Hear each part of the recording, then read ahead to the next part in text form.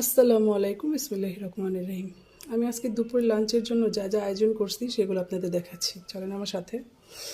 তো এখানে আছে হলো সাদা ভাত। এটা হলো যে বাসমতি চালটা বলে না, সেটা করছি, অনেক লম্বা লম্বা চালগুলা।